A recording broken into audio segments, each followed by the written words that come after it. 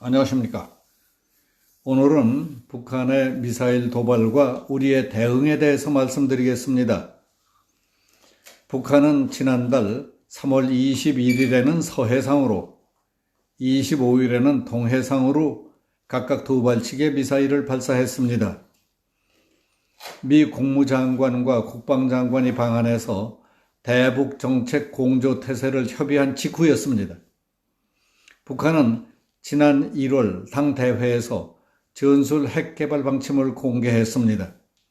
순항 미사일에 소형 핵탄두를 장착하면 한국은 고스란히 그 위협에 노출됩니다. 그래도 국방부 당국은 북한의 미사일 발사 사실을 알리지 않았지만 국민들은 외신을 통해 그 사실을 알게 됐습니다. 국민 입장에서 매우 깨름직하고 불안합니다. 때마침 조선일보는 우리 군이 지난해 시험 발사에 성공한 괴물 미사일 현무4의 위력 등에 대해 자세한 특집을 실었습니다. 그 내용을 요약해 보겠습니다. 군 당국은 자꾸 커지고 있는 북한 미사일 위협에 대응해서 국산 요격 미사일 천궁-2 포대를 종전 7개였던 것을 20여 개로 3배 이상 늘리기로 결정한 것으로 알려졌습니다.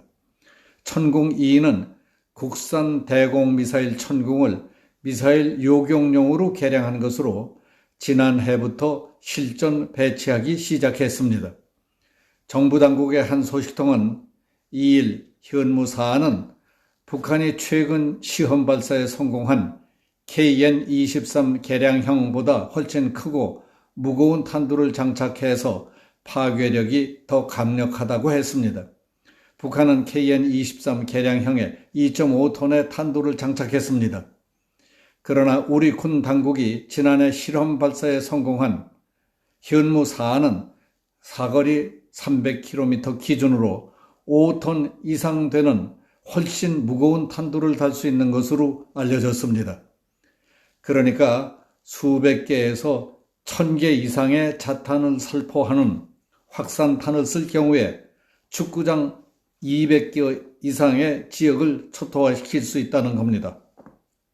현무4의 구체적인 위력을 알기 위해 쉽게 예를 든다면 현무4 단 한 발로 초토화시킬 수 있는 범위는 축구장 200개 이상의 넓이입니다.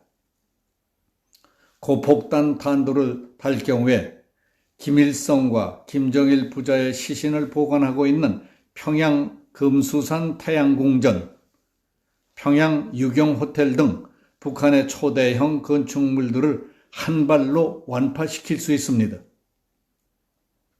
유경호텔은 높이 330m로 북한 최초의 100층 이상 건물이자 평양의 상징물 중에 하나입니다. 현무4 지하 관통 탄두의 경우 지하 100m 깊이 이상에 있는 이른바 김정은 벙커도 무력화시킬 수 있는 것으로 알려져 있습니다. 2톤짜리 탄두를 달면 800km 이상 떨어진 곳까지 공격할 수 있습니다. 그리고 사거리 300km 이내라면 4톤 내지 5톤짜리 탄두를 장착할 수 있다니까 상상하기 어려울 정도의 위력입니다.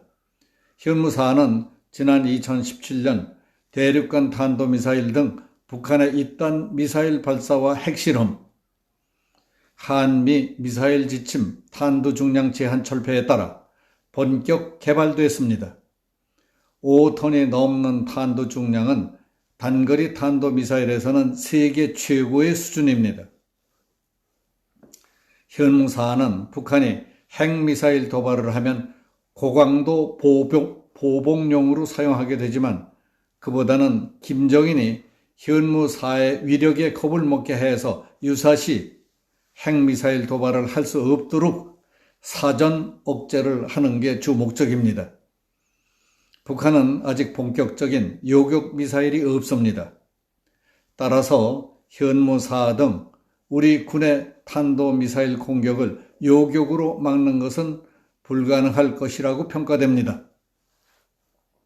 그러나 지난 3월 25일 함경남도 함주군 일대에서 시험 발사에 성공한 KN-23 개량형 탄도미사일 탄두 중량 2.5톤으로 성주 사드 기지를 한 발로 초토화할 수 있는 것으로 알려졌습니다.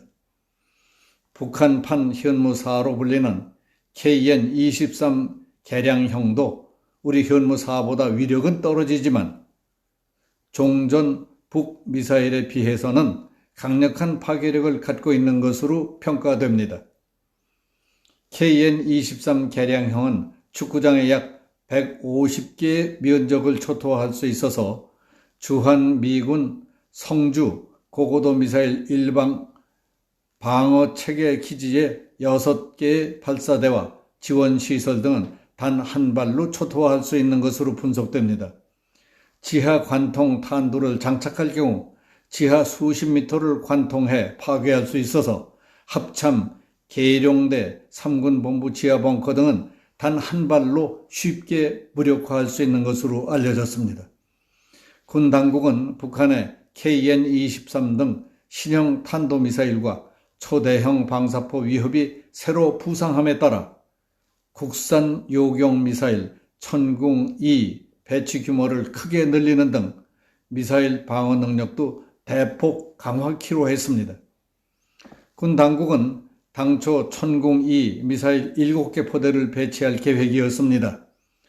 그러나 계획을 변경해서 2020년대 중반까지 총 20여 개 포대의 천궁-2를 배치해서 도입 규모를 3배 이상 늘리기로 했습니다. 군비 경쟁은 죽기 살기 싸움에서 반드시 이겨야 하는 싸움입니다. 잠시도 방심하면 모든 걸 잃을 수밖에 없습니다. 아무리 막대한 돈을 퍼부어 첨단 무기를 갖고 있으면 뭐합니까?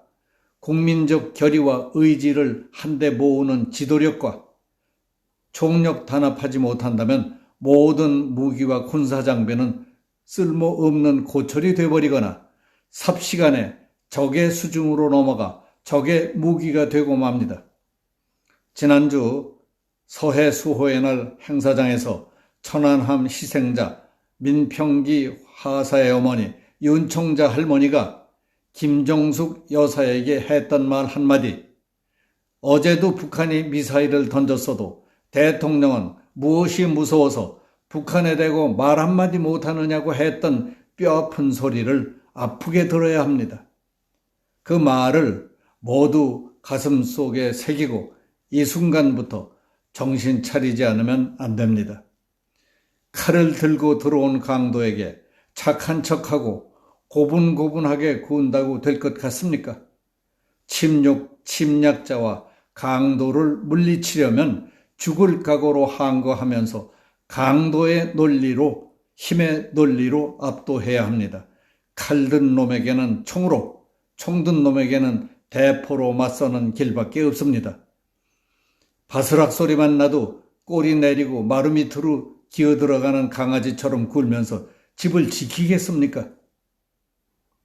여기서 마치겠습니다. 감사합니다.